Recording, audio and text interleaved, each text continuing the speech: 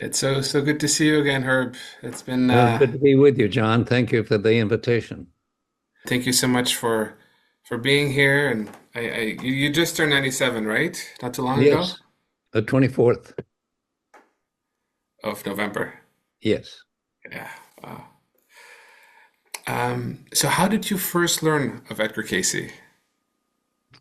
Well, I graduated from high school in 1947, and it was a long list of wonderful things that happened to me. And one of them was I read J.B. Rhine's Reach of the Mind.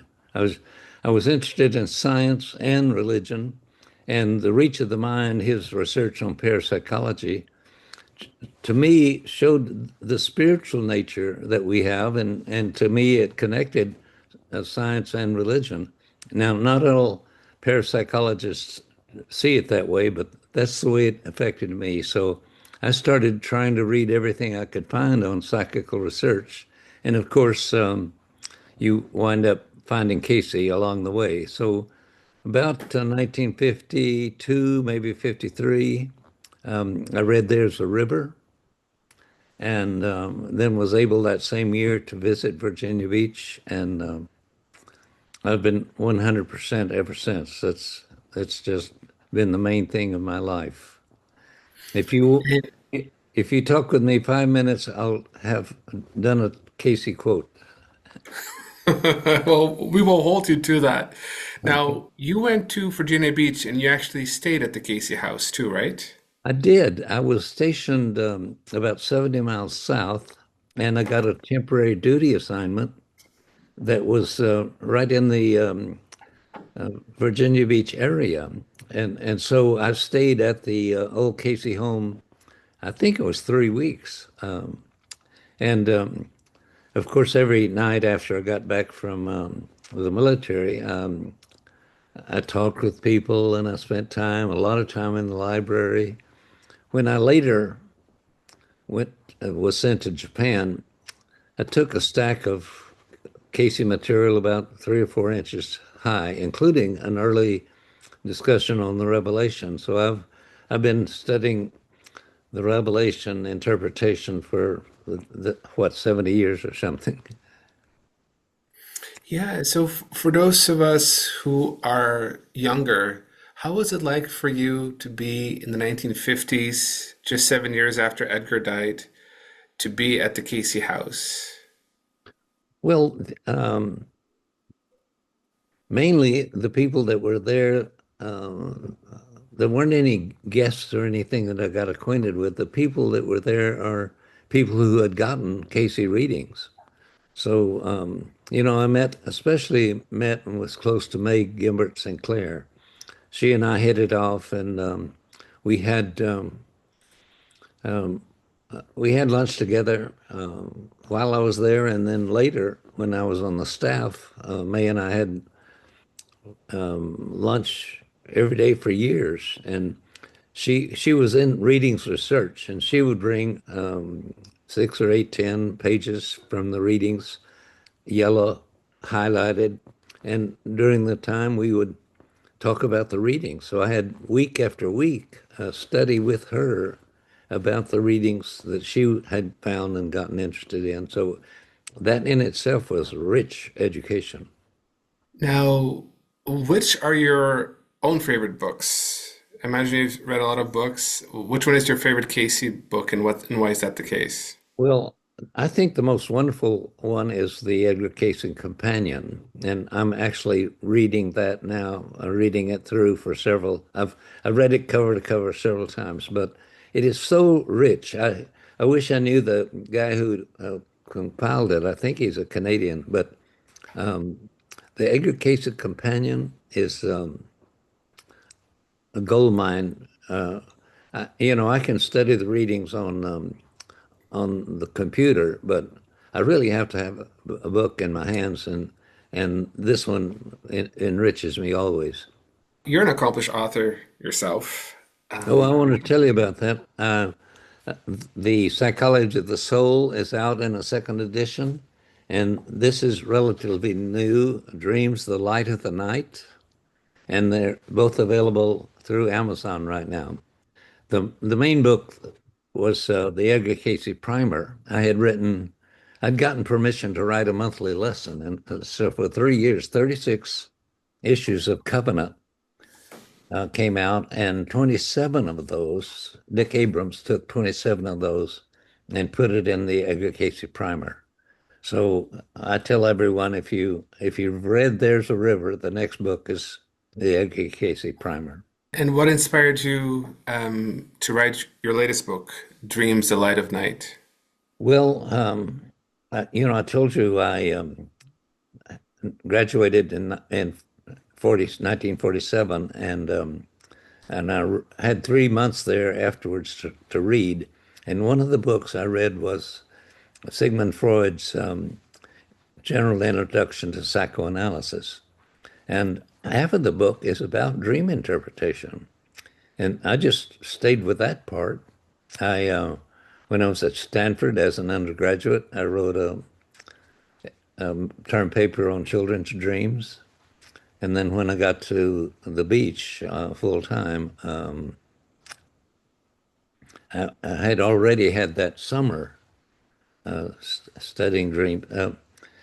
I was a graduate school at North Carolina, and Hugh Lynn knew that I was doing my thesis on dreams, and so that's the occasion for him inviting me over to spend those 2 months to study. I studied all of the dream readings that were available that summer, and then they had something they called a summer school, two-week sessions, and I did those two-week sessions on dreams. Helen Ruth Schroeder was in that early class. Wow, wow. Are you working on any books right now? Well, I'm thinking about it. Uh, I have a set of a whole bunch of readings on the parables, and I've been always been intrigued that the and Jesus said it was said of Jesus he taught in parables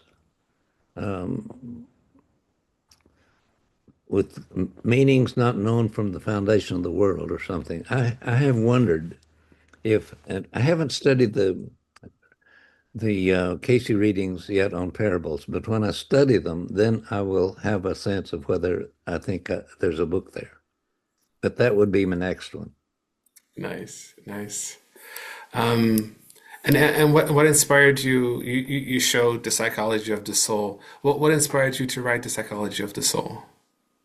Well, the I had developed a course called The Nature of Man. It was recorded. I gave it at the beach more than once, and I gave it in the field, and and so I had accumulated so many notes and had so much material on the nature of man, and that's what the psychology of the soul is about. It's a expanded and improved version of my the course that I gave so often on the nature of man. And Beautiful. I am, after all, a psychologist, and the main thing that I'm interested in is the nature of the soul, our spiritual nature.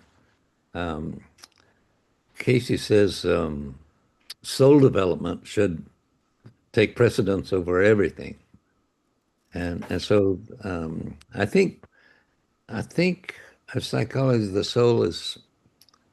I feel like it's my most important book. It's the richest one. I highly recommend it.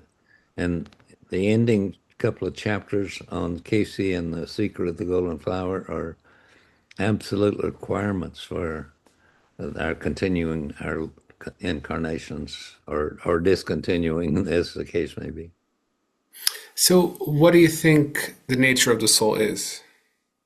Well, um, the soul is the part in us that's a part of God. You know, the psalmist said, "You are God's children of the Most High."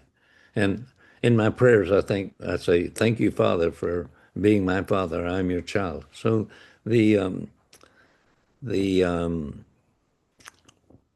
part of us that lives on, and when Casey says there's never been a time that we were not, I mean, that goes back. Well, let me put it this way. He says there have been several times when civilization has risen to the level of advancement it is now, but then it failed. And so, when you start trying to contemplate infinity, most people I know that believe in reincarnation say, oh, they kind of go back to Atlantis and maybe Lemuria, and that's it. Well, that's just one recent chapter, and because that's the current story of the planet Earth. But when you think, here's a Casey thing: the preparation for the needs of the souls of man has gone down through thousands and millions of years for hundreds and thousands of years yet to come. So the preparation for the needs of the soul goes back millions of years, he says. And we can't even, we can hardly think that I had two or three previous lives, but when we think about millions of years ago, hundreds, thousands, millions, and the journey of the soul, is not only backwards, it's forward. There will never be a time when we are not as children of the Most High. So the the psychology of the soul is about the locus, as it were, of the soul in the body. So the Leiden and the pineal gland together are the seat of the soul.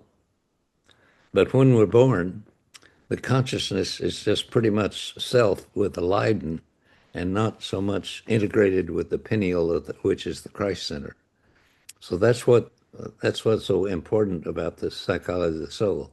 But the we need to begin to reflect. What does it mean that I've always been and always be? What does it mean that I will just not incarnate again? But in the dreams of the light of the night, I talk about what kind of beings are we? We are beings that have had many incarnations.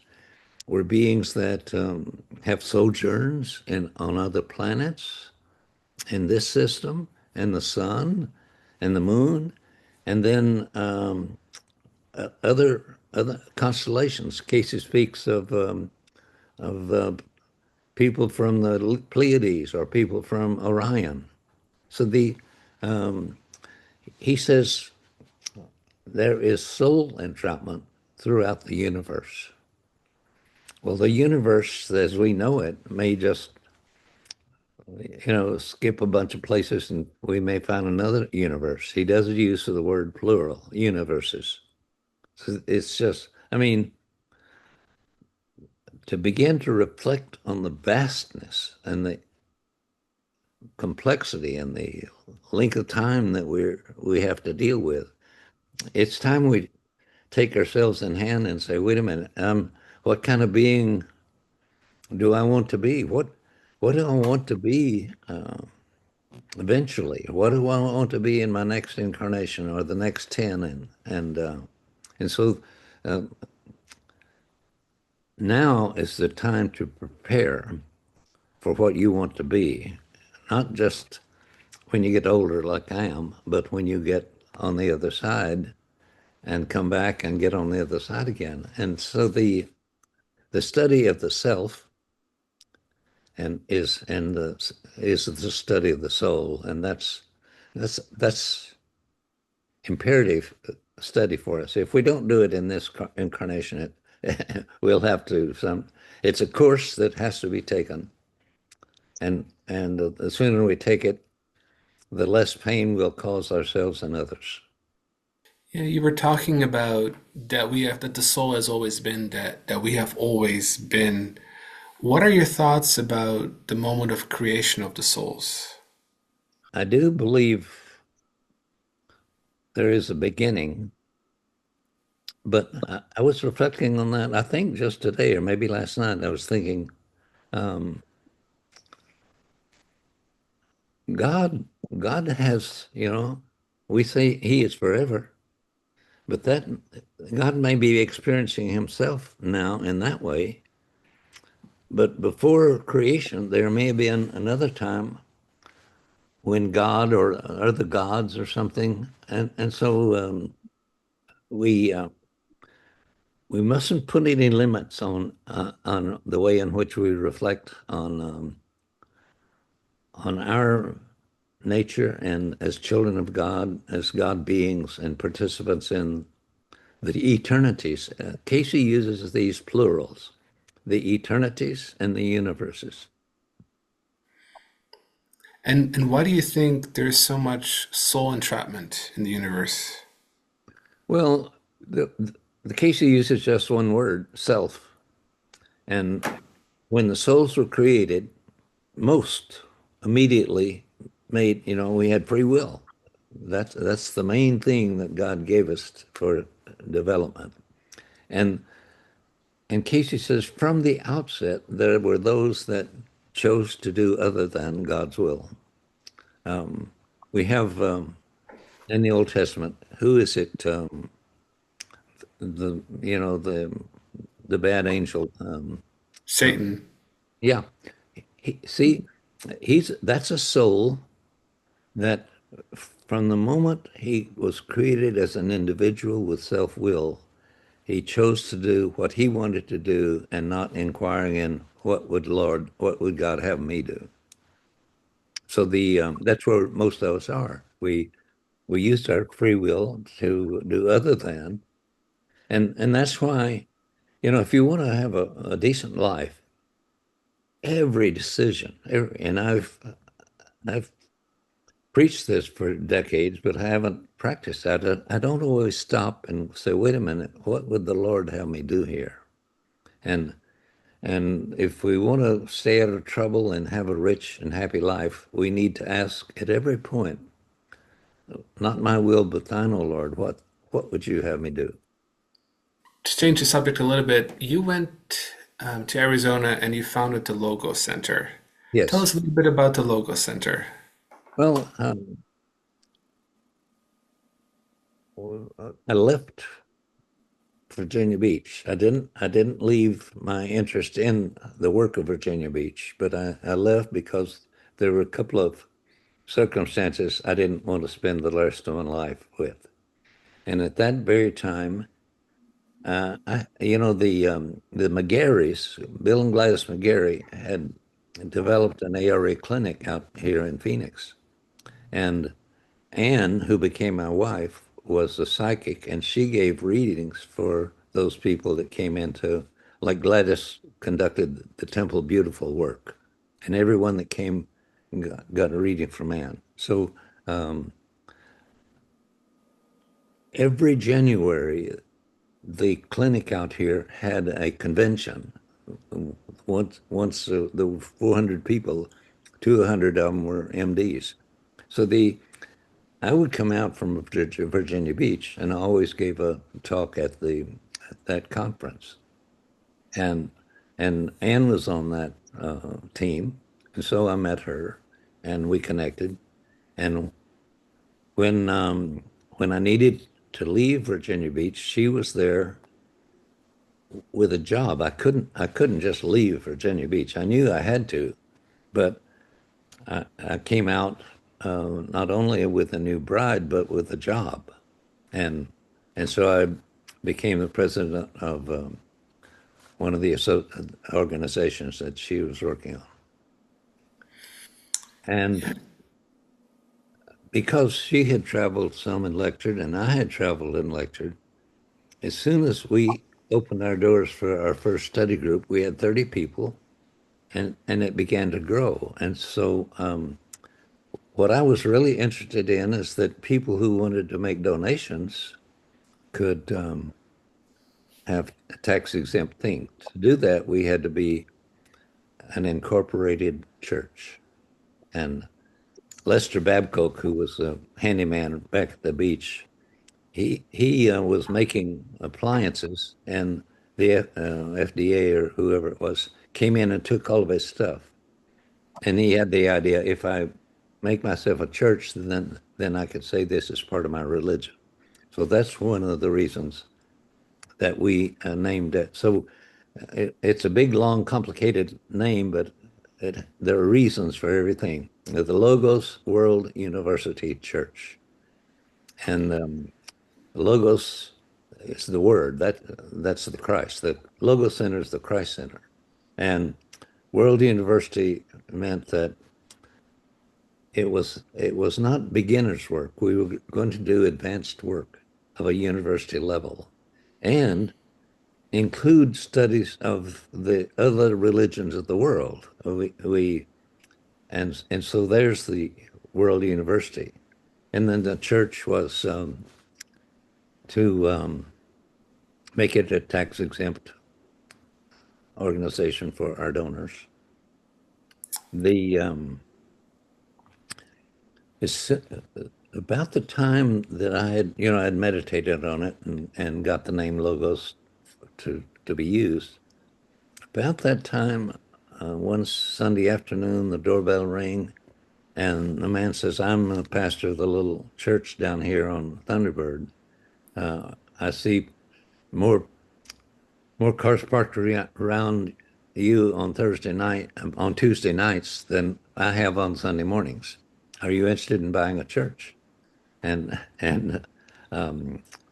I thought yes, and so I inquired with some of our donors, and there we were. We invested in it from the beginning, and that's and soon we had a wonderful congregation. We had a wonderful musician. I had heard her at the McGarry's Center and wished to have her, and sure enough, she shows up. And then I am I am in a week or so going to do a marriage renewal vow for Bob and Mari Messenger, 50 years. As a matter of fact, 25 years ago, I did their 25th, and they are fabulous musicians. And so the ministry that's really served me on those years, they were with us for decades. The ministry was the music ministry for them. She had a Bredick quality of voice, and he could play keyboards, accordion. The last 2 or 3 Christmases, I live miles and miles away from them. They've come over some evening and caroled me. So they're just wonderful people. And like I said, in an upcoming Sunday, I've forgotten which one it is, a week or two, I'm going to do their renewal vows. So we had Ann and we alternated Sunday morning talks, and then we had the messengers, and then we had study group meetings. We had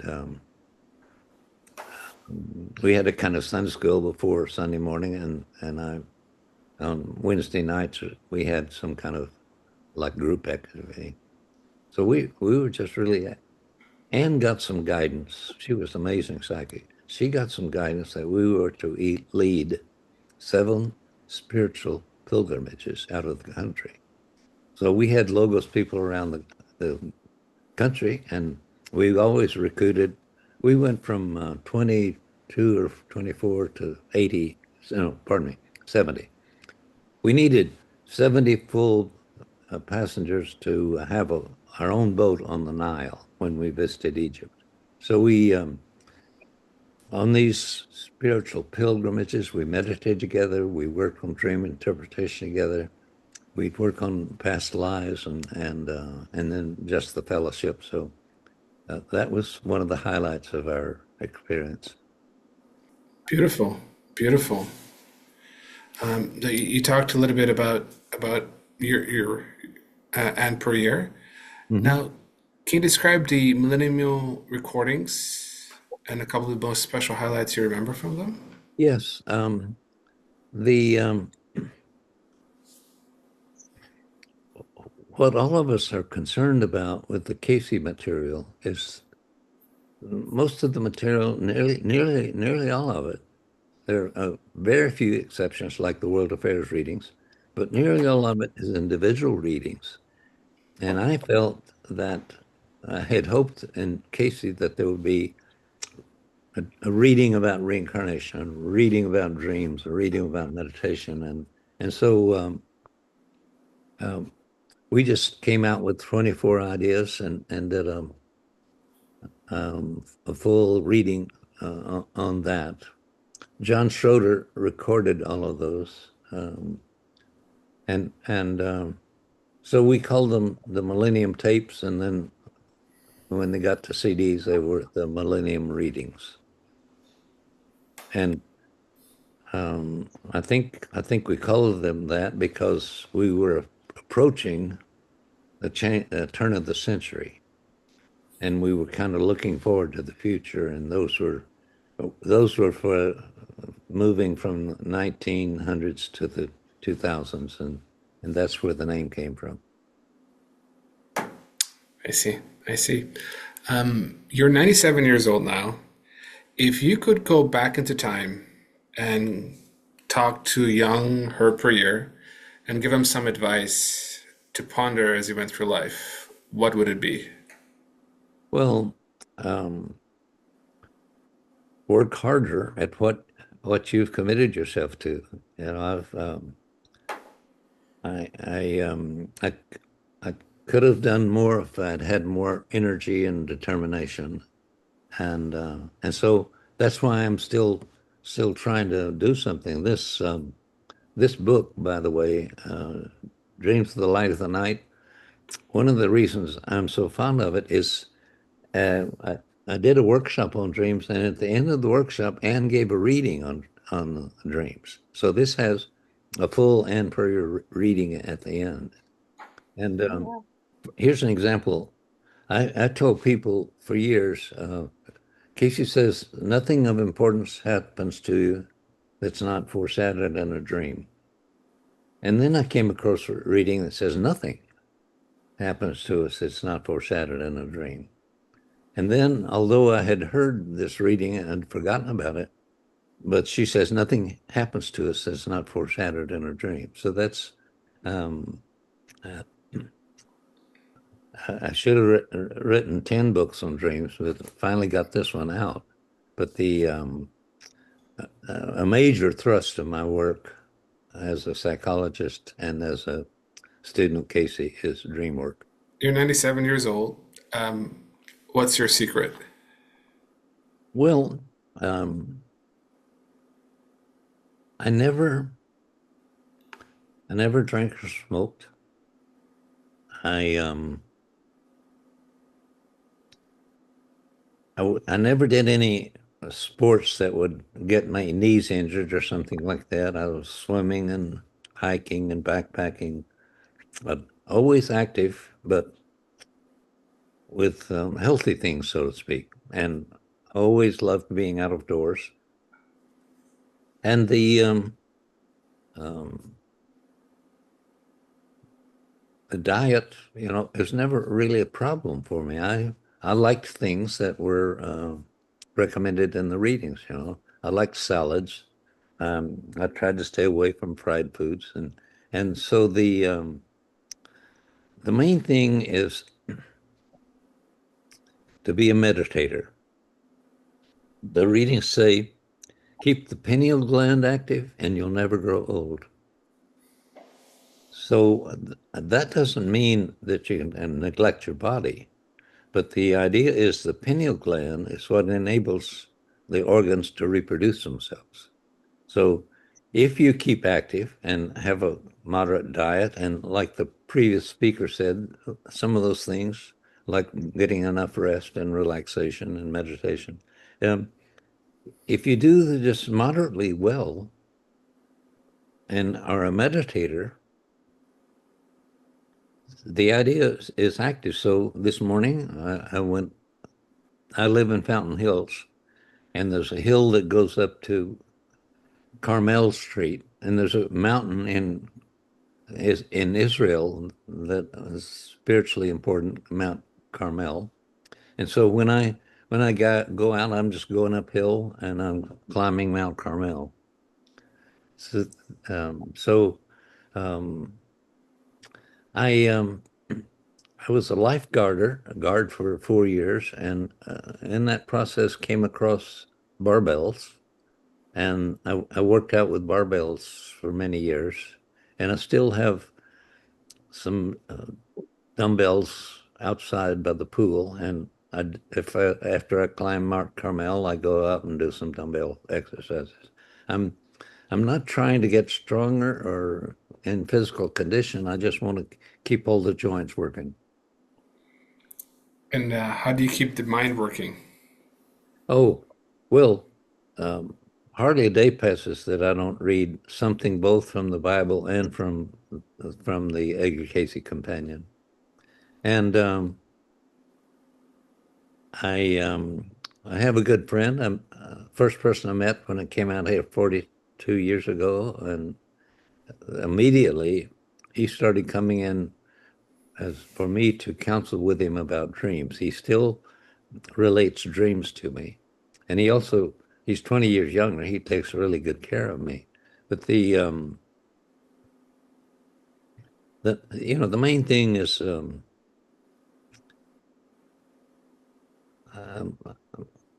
I don't do any extreme stuff. I just in moderation. I try to do all of these good things. Beautiful, beautiful. Well, we're going to open it up for questions from the audience. So Good. if anyone in the audience has a question for Herb, you can raise your hand or you can put it in the chat. So this is your opportunity to talk to a student of the Casey material. You know, that's the word. That's the word that I use. Say hi I to am a her. student. Go ahead. I think I saw Star. Can you hear Star. me? Yeah, we hear you, You? Star.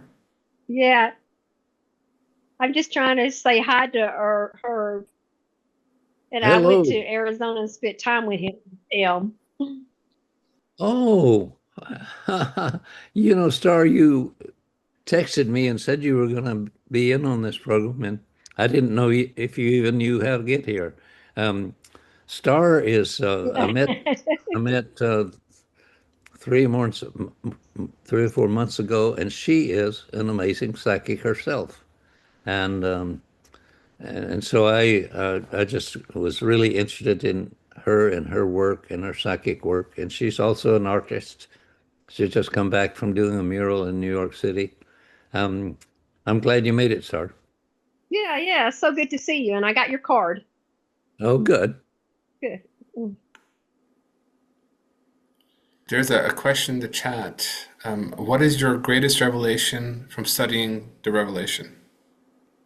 I have taught courses on the Revelation for years, and I feel like I'm a beginner because I'm reading it again, and I said when I first went to Japan in the Navy, I took a copy of that. So the um, the understanding of it's really important for understanding dreams because the understanding of those symbols in the Revelation they relate to parts of our own body. The seven churches are the seven centers, and that kind of um, so it's the study of the Revelation is a kind of study of the richness of the self. I do think that there are apocalyptic types of things coming. I don't think it's going to be the end of the world. You know, as I said earlier, Casey said the preparation for the needs of the souls of men has gone down through thousands and millions of years for hundreds and thousands yet to come. And so we may have some apocalyptic, terrible things happening, but that's not going to be the end. Another question is, can you talk about the Casey Companion more? What do you like about it? Whoever put it together was a genius because that every reading is so rich and important, and you can have it in your hand in one book.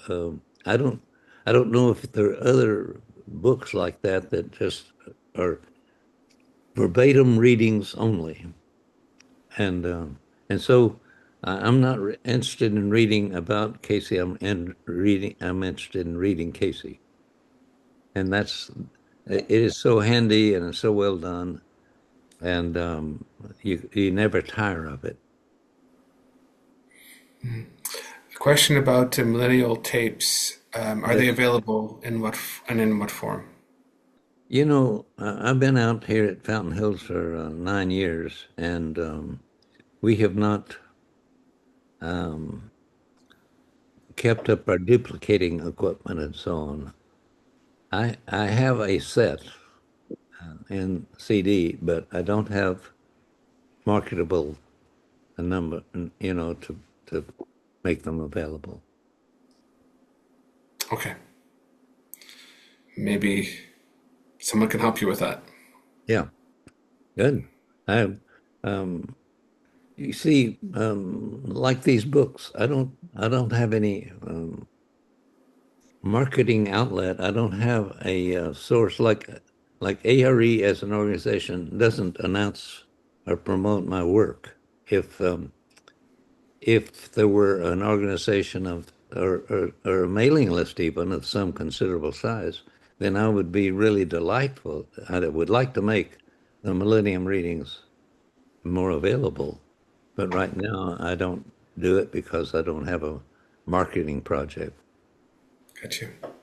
I think we're taking some questions from the audience now. Live, Fred Miller. Yes, Herb, it's good seeing you. You really are aging well. Thank I you. have a question about a comment that you made years ago on an audio. You said that we needed to create our real body, the one that we take with us. Would you expand on that idea? Yes, you see,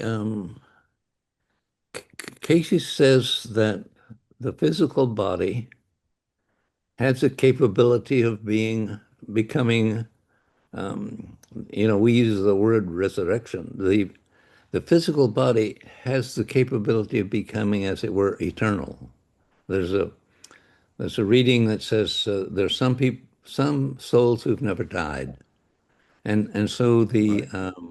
the gift that we have is that we have this physical body which could be spiritualized in such a way um, that that it would never die. It would be, and actually, Casey talking about it says it could be a gift to God to take back a perfect body, and the Bible invites us to become perfect. We don't think it's possible, but yeah, all things are possible with God. But the see, most people, even I think people, reincarnationists, they think, oh, the physical body just goes away. No, um, the physical body has the potential of manifesting again and again in greater and greater perfection.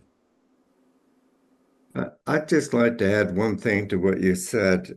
That's the harmonizing of our body. Yes, Creating the body as a temple is a way of that we can do in our conscious self to harmonize this body in the same way that God harmonizes the universe. Casey Oh, go uses ahead. this word harmonize bigly. Bobby, do you want to go ahead with a question? Sure. Hmm. Hi, Herb. Hi. I have a quick question about one of the comments that you made where you talked about, obviously Casey had and people you've come across talk about references to Atlantis and Lemuria and the fact that, civilization after civilization after civilization have come and gone, and Yes. that we're in part of that process, that we will eventually um, evolve or transition into another type of life or civilization as well. In all your readings and in all your knowledge, were there references to other places and times aside from Lemuria and Atlantis? Well, I've mentioned other galaxies like the Pleiades and Orion. Um, the main place that Casey talks about is um, what is that star? Arcturus. Arcturus, Arcturus. right? To go to Arcturus is if you go to Arcturus, you don't have to come back. If so, Casey, for example, he went to Arcturus out of his perfection, but he chose to come back to serve. And once you come back, you're confronted with all the worldly temptations again. And um, I don't think there's a good way to be immunized. Even Jesus, we're told, was tempted. So the if you come back to serve, you may not be in a physical body that's 100% all the way through. Okay. Thank Uh, you. we can't be vaccinated for for risking soul entrapment. No, the we were perfect in the beginning, but to be a soul, you have to have free will, and to make 100% of your choices in accord with what God would have, or actually in accord with love. The church I'm attending that I like, its project is we put love first, and that's what all of us have to do. And the when we talk about meditating and making decisions, the criterion has what is the most loving thing to do. Um, it's what God would have me do is the most loving thing to do. Question from the chat.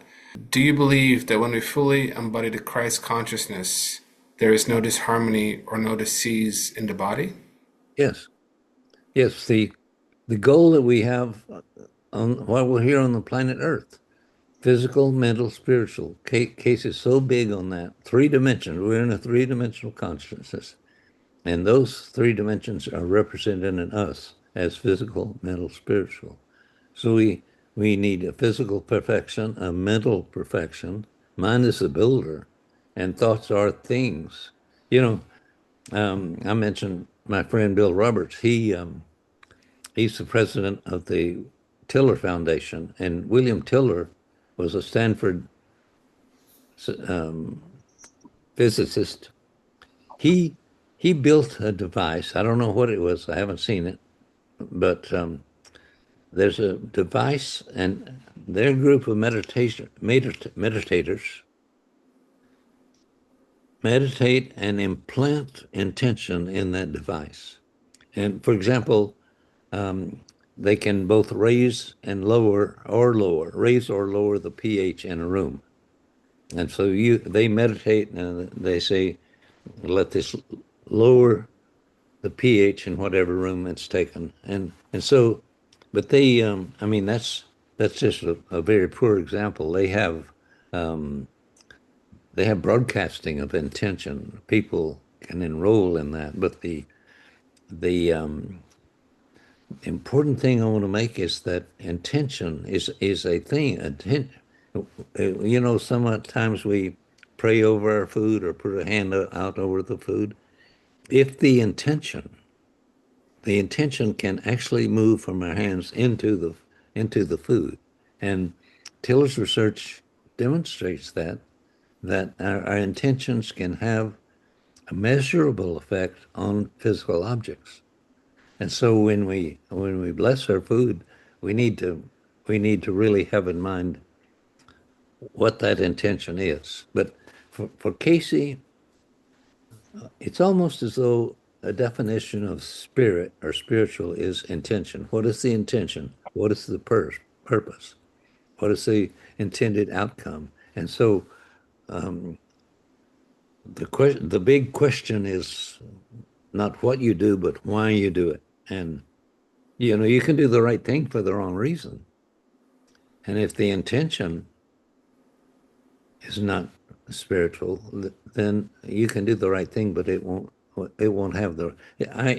An example I would use is a billionaire wants to name a building on the campus after his. This is the so and so center. Well, he can do it because he wants to be famous, or he can do it because he's really interested in education. Now, that building, whatever the intention that donor had for that building, is going to be with that building. So intention is the way in which we can embed things with spirit. Another question. Do you think anyone else has achieved Christ consciousness since Jesus? I think the Cases say that no one has lived a life of the 100% fullness of love. No one has lived that life that is fully selfless since Jesus. I think that's the intent of the reading that says that. So the answer would be relatively no. There's a comment in the chat from Ed. I remember being at one of Herb's lectures at Virginia Beach. He shared something like, if I had just a day to live and had a problem with my knee, I would still massage it. Yeah, I will take it into my next life. yeah. If you have a sore knee, massage it with a combination of olive oil and peanut oil. And you see, we want to have a consciousness, not just of healing, but of being whole, or being fully attuned. The attunement, Casey says, attunement, atonement, at one-ment. Atonement is being at one with. And so yes, we don't want to be. In the military, they have something called short timers, and when you're going to be getting out in 3 months or something, people kind of slack off. No, don't. We cannot be short timers because we're always in the game. You'll be in the game tomorrow, and 10 years from now, and 100 years from now. So if the what's fascinating to me about people is they say they want a reading for a certain thing for healing. Now, as we heard in the previous lecture, there are a dozen things you can do, like drinking enough water, or getting enough rest, or meditating. That there are people know a dozen things to do, but they don't do them because they want a healing. Well, that's the wrong attitude. Um, the attitude is, I want to do as much as I can for my healing, and if someone else can pitch in and help, I'll do that. But you don't wait for a healer. You are the healer, and Cayce is big on that. The proper person for healing is you. Beautifully said. Beautifully said. I saw Elise had a question earlier. I did, but I wanted to first say that Herb said he was a student of the Cayce readings, and sure enough, he's very humble. But for many of us, he's an expert, a great teacher, and someone who's made a big, big difference in our lives. So I wanted to thank him, and I'm a very big fan of the primer. This book is absolutely phenomenal. Thank you. And absolutely phenomenal in my opinion. But what I wanted to ask, maybe that's a little bit of curiosity on my part. As we know, all souls come as as a soul group, and you play such an important part in the Cayce work nowadays. I would be curious if you know what roles you may have played, in the key periods of the Cayce work, which are Egypt, Persia, and, Christianity, Palestine. Well, of course, I've been to Israel 4 times, and once with Hugh Lynn. It was a joy to sit with him meditating on the Sea of Galilee. And so, alas, it's had its crazy, unreal problems recently, genocide. But the incarnation, I think, that was most important for me was sometimes sometime in Israel. Hmm. I Probably at the time of Jesus, because you Yes. seem to really carry that energy. It is so strong. I'm sorry to say that. Maybe it's just me, but you seem to carry that Christ energy. So thank you. Well, you've said some wonderful things to me, and I appreciate. But indeed, I I'm a student. I'm the church I'm going to now is Progressive Methodist, and I'm learning a lot from this pastor. I'm soaking it up, but it's all new stuff to me in a way.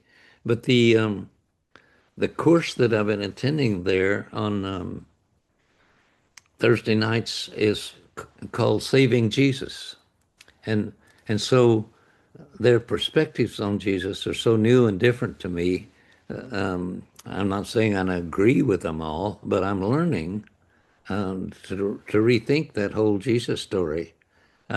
And so another word that that's big in Casey is seeker. To be a seeker, and that's what I really mean when I say I'm a student. I'm a seeker because I know how vast the universe is and the things that I need to learn.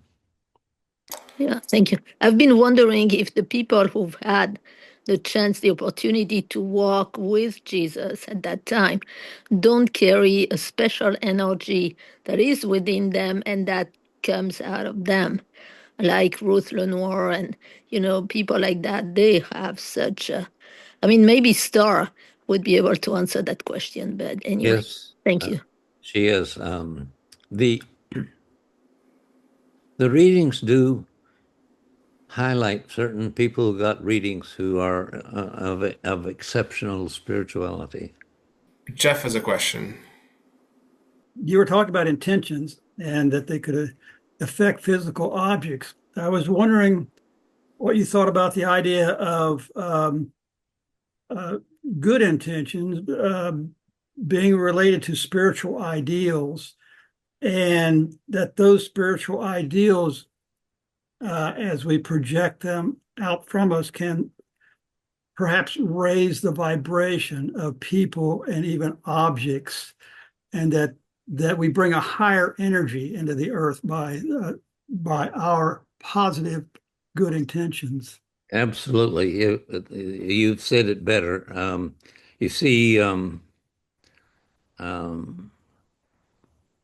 the good intention is the whole point. And they have to be selfless and of to be of help to others. So um, if our intentions are problematic, we're going to build problems for ourselves. But the readings say, you mentioned the ideal, and that's so important. The readings say the most important thing you can do is to know what your spiritual ideal is.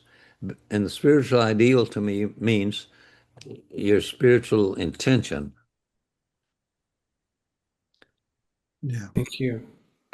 David has a question. Hello, Herb. Yes.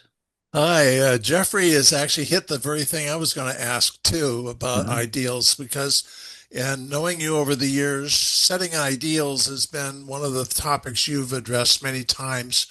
Um, and I think there's a part of it, while many of the people I've seen on our forum here are beyond child rearing ages, we do nevertheless have opportunities to work with young people who are about ready to have children. So I was wondering if you would like to maybe make a note or anything about setting ideals in terms of child rearing, or because like I have my own son who is now considering having a child and is actually addressing that through the Cayce material. Well, David's an old friend, and I'm glad to hear from you, David. Thank you, sir.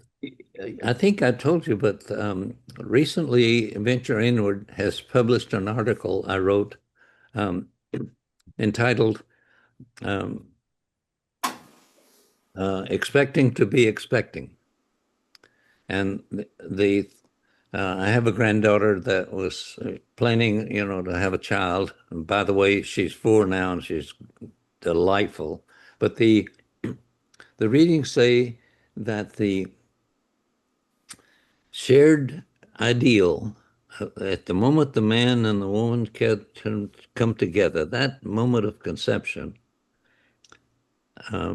that shared ideal or intention, so to speak, will determine the type of soul that will be attracted to that couple. So, and I think I've shared some of that with you, and your question may um, um, be more. Is there more to your question, David? No, yes, I acknowledge that. Yes, you've shared that with me. I wanted to let the other members of our audience have that experience of, with you as well. Because, like I said, ideals has been something you've worked with and have shared at Logos many, many times. And I think it's just such an important thing. And like Jeffrey did actually go ahead and address it a little bit in his question. Uh-huh. So thank you, sir. Thank you, David. Good to hear from you. Um, the um, the child rearing thing, such a challenge and such a gift. None of us are expert at it, and none of us are all that experienced when we have our first child. So uh, it's it's a way that we may grow spiritually by attending that with spiritual intention. Yes, thank you very much, sir. God bless.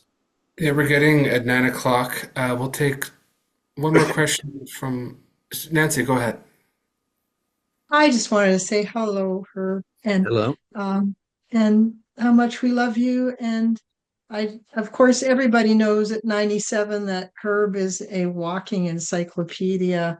Anything you ever want to know about what Casey said, he's your man, and just remarkable, remarkable work. So I just wanted to say hello and thank you. And Thank thank you. you for all your support through Sid's illness and so on. Thank you. Um, he was such a wonderful soul, and we miss him.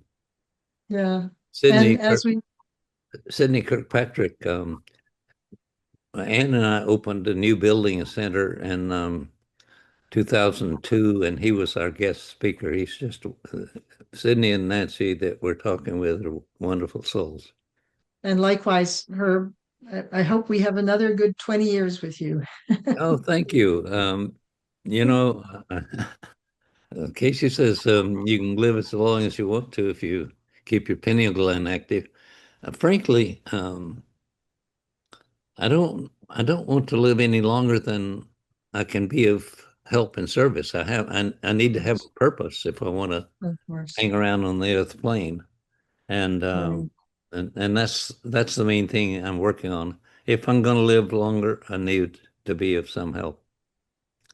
Well, you certainly are. You certainly are and have been.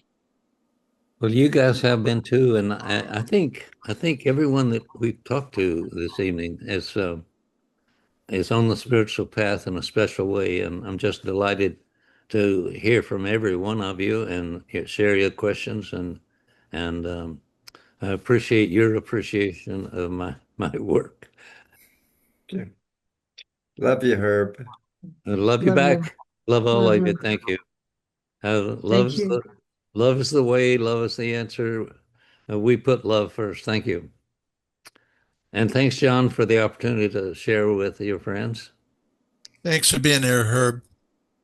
Thank you. Thank you, Herb. Carol Thank you Sue so wanted to much. say hello. Well, good to have Thanks, seen you a Herb. couple of months ago. Thank you. Yeah, that was great.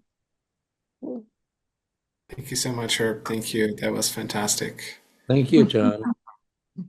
You know, when John first called me, I kind of tried to talk him out of this, and before even tonight, I was so glad that he sort of insisted, and I had this opportunity to be with all of you again. Thank you. Thank you, Take care. Herb. You're Love you. always. Love you so much. Love you so much. Thank you. Love is the way. Thank you. I appreciate all of your love. Send me lots of prayers, and I'll pray for you guys. Let's do it.